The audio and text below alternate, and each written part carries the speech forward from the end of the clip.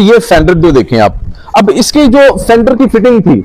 इसके फेंडर की फिटिंग दरवाजे जो थे वो LC100 के थे, दरवाजे उन्होंने चेंज नहीं थे किए जिन्होंने ये पहले गाड़ी बनाई थी। अब हमने ये दरवाजे जो हैं ये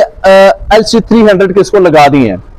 इसके जो दरवाजे हैं ये लग चुके हैं। अब इसका फेंडर चेक करें तो फेंडर इसका बिल्कुल एक्यूरेट इसका आ रहा है, इसकी जो गुलाइयां हैं वो बिल्कुल एक्यूरेट आ रही हैं, जहां से लाइन टू लाइन आप देखेंगे अभी इसके ऊपर रंग नहीं हुआ। रंग के बगैर मैं आपको ये दिखाना चाह रहा हूं, जरा इस तरफ आगे दिखाइएगा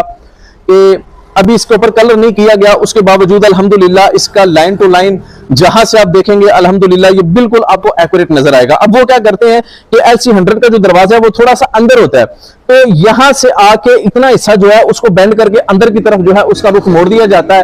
तो उसकी शेप जो है वो सारी खराब हो जाती है। लोग सिर्फ फ्रंट देखते हैं, बैक देखते हैं, साइड नहीं देखते। जब जो बंदा गाड़ियां इस्तेमाल करने वाला है, जिसको पता है कि मैं गाड़ियां पहले भी ओरिजिनल गाड़ी में बैठा हूं, या जिसको गाड़ी की शेप का पता है, वो कभी भी उस गाड़ी को एक्सेप्ट नहीं करेगा, चाहे आप रेंट पर गाड़ी चला रहे हैं या आप अपने घरेलू यूज के लिए ले रहे हैं। तो जब ओरिजिनल गाड़ी में बैठने वाला बंदा आपकी गाड़ी में बैठेगा तो वो कभी भी ये जो है वो एक्सेप्ट नहीं करेगा कि ये गाड़ी जो है ये LC300